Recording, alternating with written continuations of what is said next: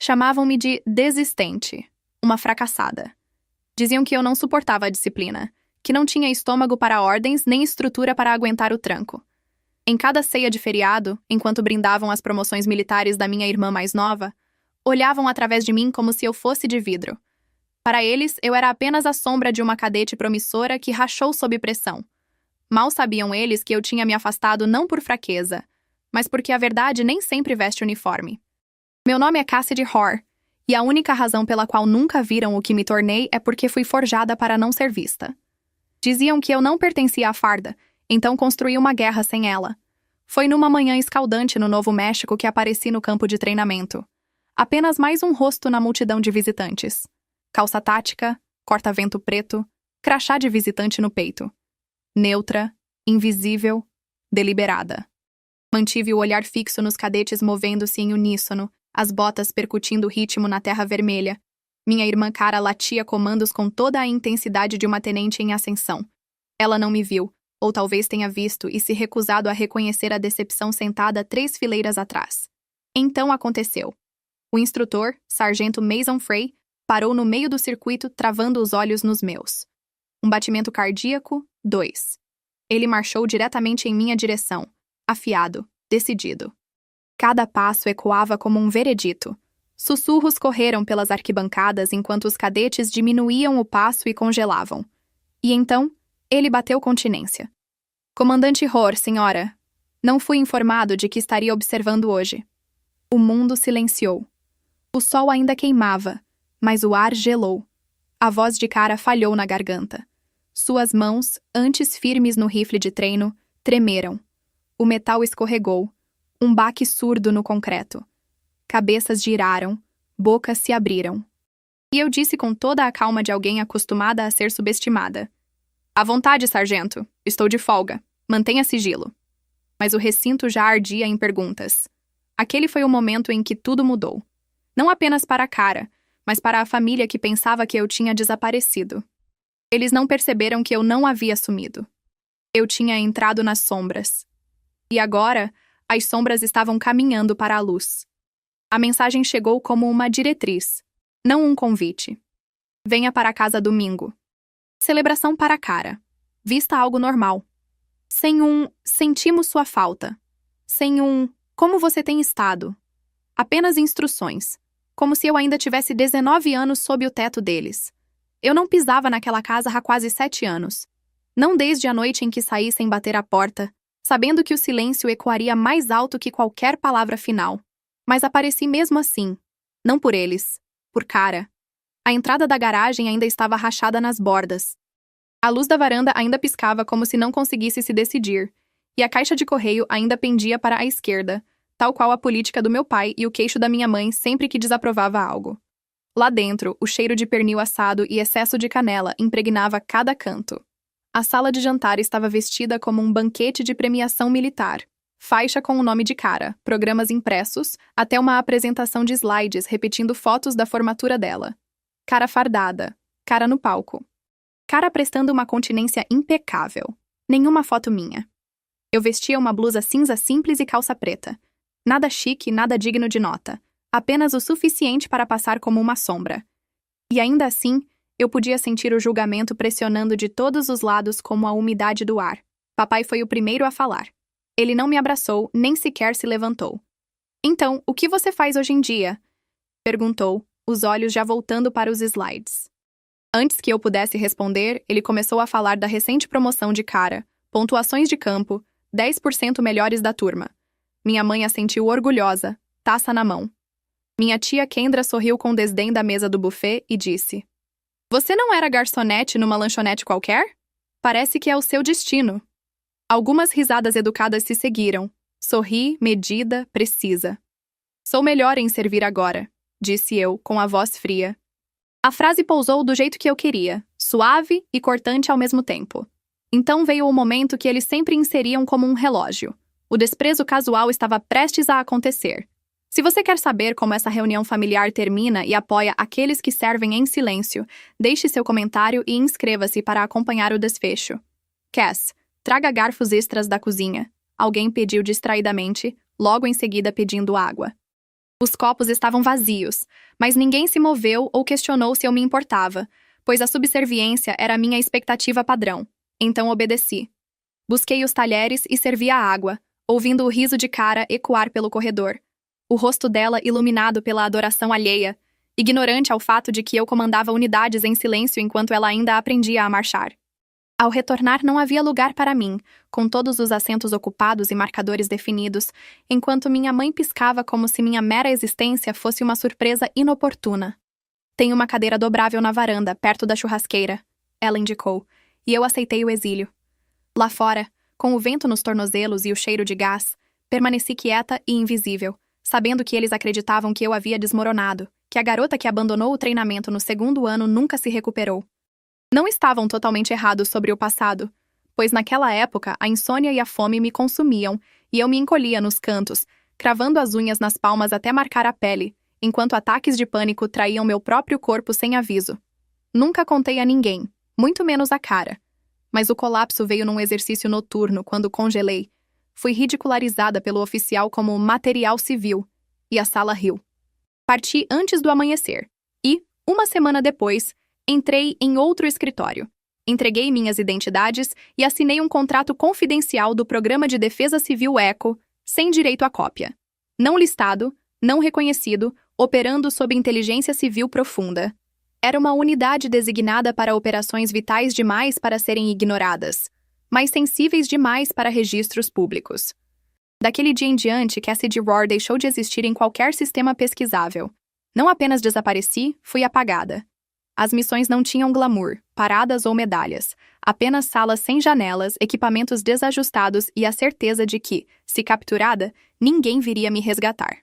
Mas me destaquei, não por bravura, mas pela habilidade de não ser vista, aprendendo a desaparecer à vista de todos, dominando 7 dialetos e alterando minha aparência e sotaque conforme a necessidade regional.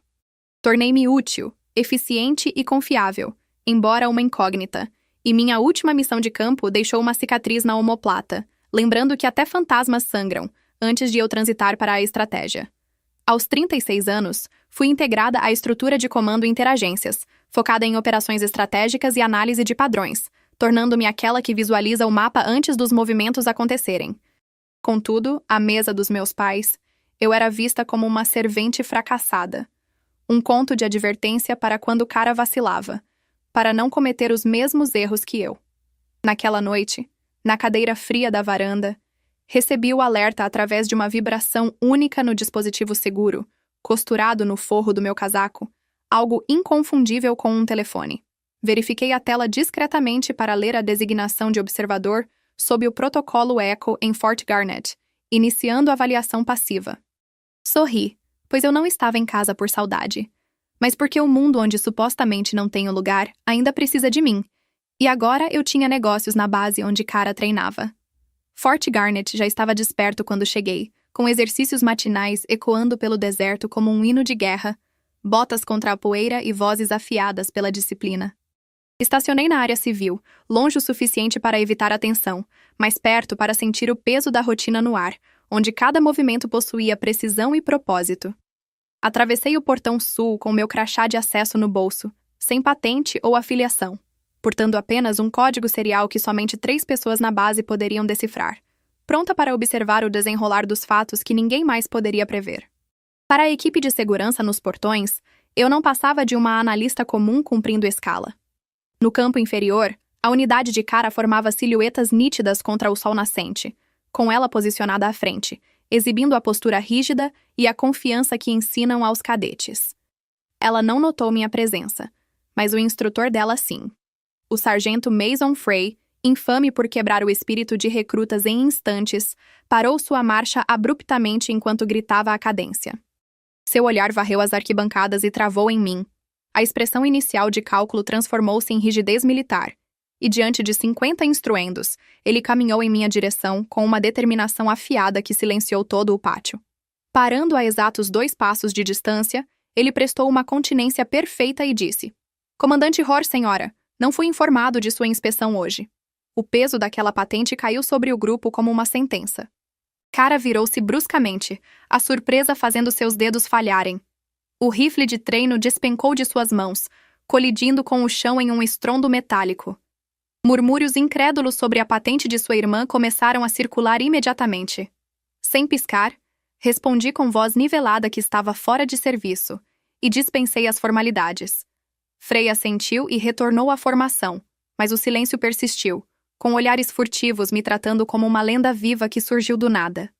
Fiquei apenas o tempo necessário para que os sussurros virassem rumores e saí pelo portão lateral, ciente de que a visão de mundo de cara estava prestes a desmoronar. Naquela noite, o sono a evitou completamente. Assombrada pela descoberta de que eu não era a fracassada que desistiu do curso, mas alguém que desapareceu de propósito, ela revirou a velha bolsa de ginástica que deixei sob seus cuidados. No bolso lateral, encontrou um drive de aço liso, sem marca, que zumbia levemente ao toque. Ao conectá-lo ao tablet, o sistema solicitou acesso ao terminal Echo. Hesitante, ela inseriu suas credenciais de cadete, o que provocou uma chuva de dados na tela, seguida por um aviso branco pulsante. Alerta de supervisão acionado. O dispositivo apagou no mesmo instante em que minha linha segura, do outro lado da base, disparou o alarme de violação crítica. Aquele código estava enterrado há anos, e apenas 2 pessoas na Terra possuíam o acesso físico para reativá-lo. Uma era eu, e a outra, descoberta às 2h43 da manhã, era minha irmã. Eu me encontrava no Centro de Coordenação Estratégica, sentada diretamente em frente a Major Evelyn Shaw, conhecida como a analista mais implacável de toda a divisão sudoeste. Sem dizer uma palavra, ela deslizou um tablet de dados pela superfície da mesa em minha direção. Comandante Hoare, disse ela, rastreamos a transmissão. O sinal disparou um bloqueio de proximidade em arquivos confidenciais vinculados a uma organização de fachada de operações clandestinas. Alguém utilizou um protocolo de acesso antigo. Mantive minha expressão inalterada ao afirmar que não havia sido eu. É exatamente isso que me preocupa, respondeu ela. Sem solicitar permissão superior, ela me concedeu uma diretriz de rastreamento de 48 horas, com acesso total ao diagnóstico e nenhuma notificação oficial. No entanto, a investigação era apenas uma formalidade, pois eu já sabia o que encontraria. Isolada em meus aposentos, descriptografei os metadados manualmente. O trabalho era descuidado, mas a assinatura do hardware era inconfundível. O drive reforçado que eu havia colocado discretamente na bagagem da cara. Naquele instante, compreendi que ela não havia apenas encontrado um dispositivo de armazenamento, mas pisado em um detonador que aguardava há anos para ser acionado. Não fui até o alojamento da cara. Ordenei que a trouxessem para a ala de operações, um ambiente sem janelas, silencioso e estéril. Ela entrou projetando a imagem de uma cadete exemplar, com ombros rígidos e aparência impecável, mas sua compostura vacilou assim que seus olhos encontraram os meus e, em seguida, os do sargento Frei. Apontei para a cadeira e ordenei que se sentasse. Ela obedeceu sem hesitar, mas notei seus dedos apertando a borda do assento com força. Você não precisa se explicar agora, eu disse, mas precisa entender a gravidade da situação. Ergui o drive que ela havia acessado. Isso não era um arquivo de treinamento. Trata-se de um nó de segurança federal ligado às operações Echo. O que você ativou foi projetado para capturar espiões estrangeiros, não irmãs curiosas. A voz dela falhou ao dizer que não teve a intenção. Eu sei, respondi, mas a intenção não repara o dano. Ela baixou o olhar, envergonhada. Perguntei calmamente se ela tinha ideia do que havia tocado. Ela negou com a cabeça.